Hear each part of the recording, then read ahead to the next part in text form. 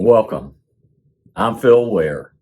This is ToGather.church, and our focus comes from our verse of the day. Our theme today is what remains, and it's rooted in Psalm 62 and verse 7, our verse of the day, which reads, "My salvation and my honor depend on God. He is my mighty rock, my refuge." Now, I want to ask you some personal questions that are all related about the same general idea. Where do you get your sense of identity? Where do you get the sense of your life counting for something, of making a difference? So here are these three questions. They're all related, but I hope you'll think about them.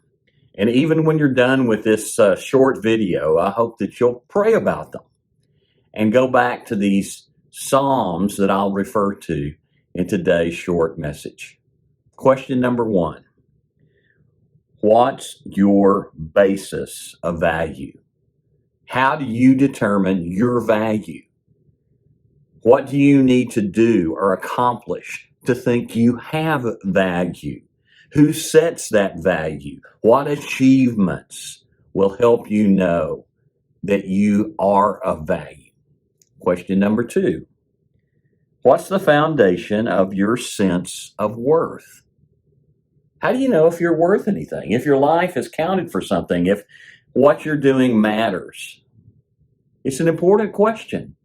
We don't want to just take up space and breathe air, as the saying goes. We want our time on this planet to make a difference in the life of someone, and hopefully multiple someones.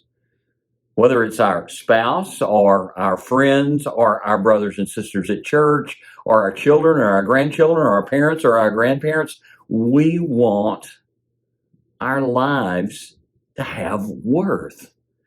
When we're in the hustle and bustle of life and the push and pull of paying bills and doing well on a job and taking care of situations in our congregations and concern about our friends and our family and living among our neighbors, we forget God's value of us. We forget what He says our worth is.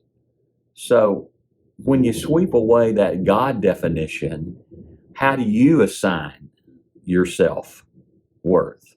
And then question number three: what's the source of your significance? What makes you significant? Is it plaques on the wall? Not really. The most important things up there to me are not the professional ones, but the ones from my grandsons and my son and daughter-in-law that have a picture of my dad and then of me and of my son and of my grandsons. Yes. That's a source of significance to me. But the other stuff is just stuff.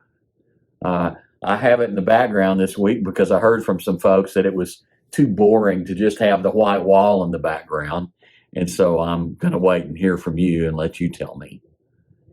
But that's not my source of significance. That's not how I determine my worth. That's not the basis of my value.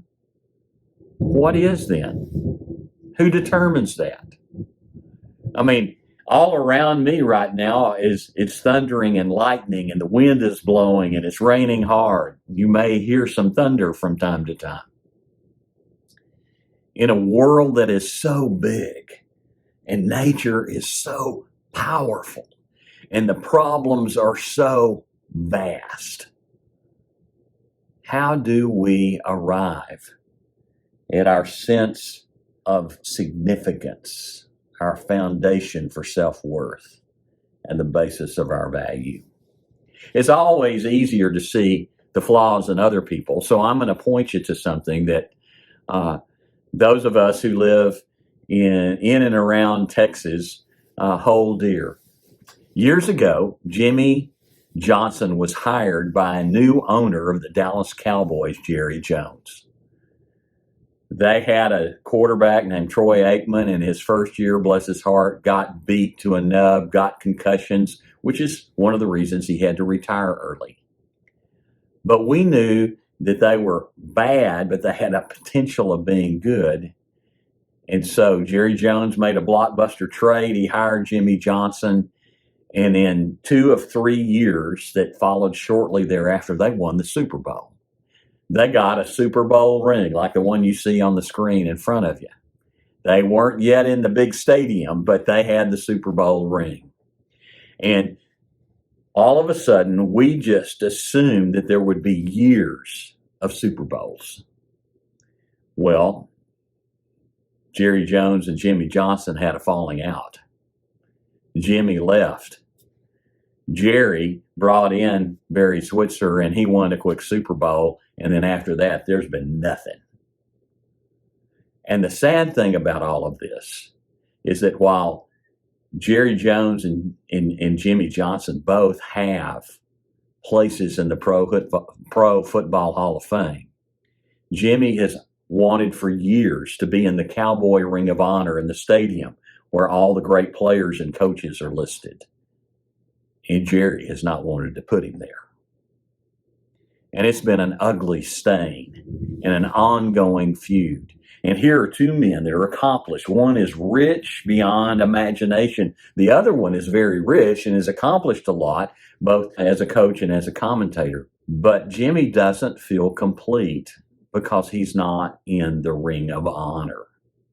His sense of significance and worth and value and honor has been knocked down a notch because he isn't in that place he holds dear. Now, we can point at them and say, well, that's silly. That's just a game. What does that matter? Or we could say, these are two grown men acting like babies. Or we could say, what difference does it make? The Cowboys hadn't won a Super Bowl in over 25 years. In fact, they hadn't even been close. And all those things are true. But underneath are two real people that have some sense of deep emptiness because they have assigned their value and significance and worth to things that don't matter and last. In a world that's filled with bombs and terror, in a world that is subject to outbreaks of fires, which are going on all over Texas right now, burning up homes and changing lives and even taking lives and killing livestock and ruining futures. In a world where a tornado can sweep through and destroy a 9-mile swath that's over a half-mile wide and leave people homeless and some dead and many bruised and battered. In a world where earthquakes and floods and global warming and the rising of the oceans threaten so many things that people worry about, the question is, where will we place our sense of significance and value and worth? How do we know we are people of honor that are loved by God?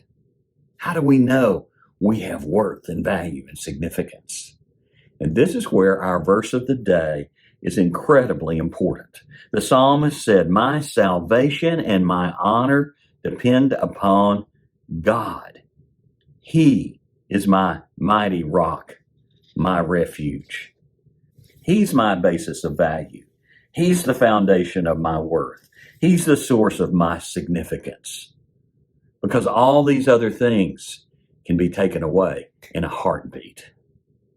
All these other things can be made insignificant and valueless and worthless if life is lost and there's not a foundation that assures a future beyond the last breath.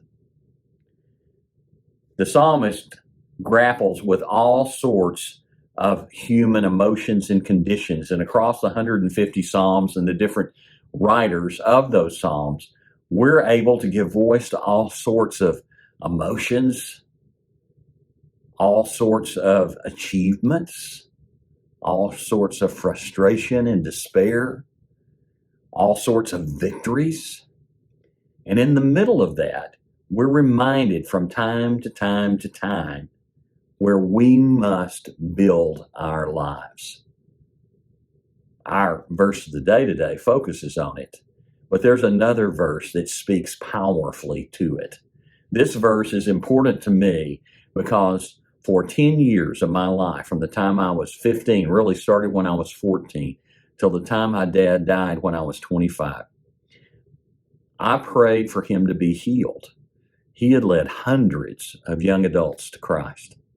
He was a good man. He wasn't perfect.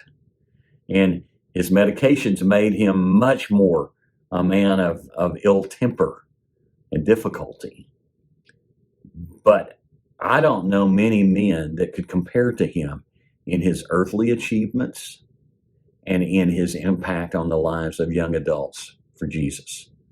And I begged for God to heal him for 10 years. And I still remember standing over his graveside with the casket lowered. And at the last second, I told the presiding minister, Lynn Anderson, yes, I'd like to say something.